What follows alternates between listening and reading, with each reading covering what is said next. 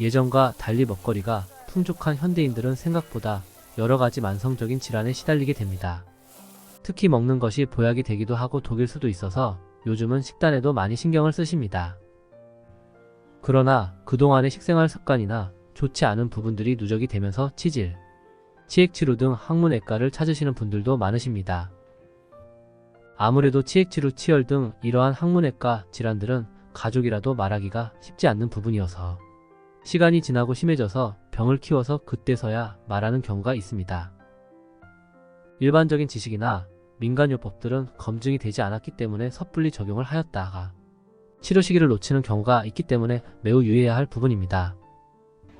치질병원 의원 등을 검색해서 찾아오시는 구미 원평동 김강렬 항문외과에서는 진료를 받으러 오시는 분들에게 우선 정확한 진단을 하는 것이 필요하다고 설명을 드립니다.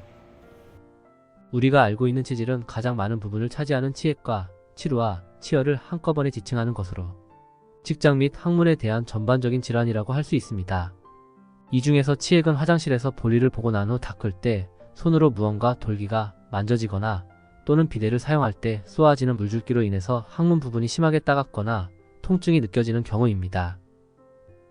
또 화장실에서 볼일을 보고 난 후에 물을 내리려고 보니 물에 마치 붉은 물감을 풀어놓은 것처럼 보이는 것도 치질의 증상입니다. 항문과 직장같이 외부와 가까운 곳의 출혈은 선혈, 즉 붉은색이며 위나 소장 같은 상부 소화기관의 출혈은 검붉은색으로 나오게 됩니다. 치액은 혈관이 부풀어 오르면서 생겨나는 질환 중에 하나라고 할 수 있는데요.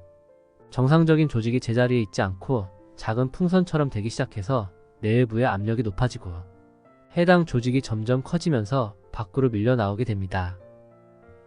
그리고 시간이 지날수록 부풀어 오른 부분이 더 커지는 것은 물론 여러 개가 돌출되어 나오게도 됩니다.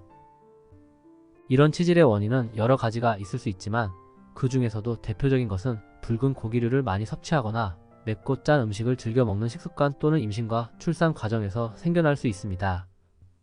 또한 유전적인 소인도 있습니다.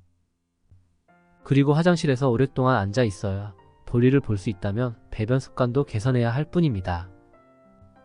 그렇지 않으면 변비로 인해 계속 힘을 주게 되고 이 압력으로 인해서 계속해서 직장의 끝부분이 밀려날 수 있습니다. 다양한 원인으로 인해서 발생하는 치질 치료는 나타나는 증상에 따라 달라지게 됩니다. 초기 증상이라면 당연히 치료도 쉬워질 수 있으며 좌욕이나 연고 경구용 약, 식습관 개선 등을 통해서 관리를 해 나갈 수 있습니다. 그러나 항문에 돌출되어 있는 부분이 있거나 볼일 후 선혈이 보이거나 하는 경우에는 서둘러 치료를 받아야 할 것입니다.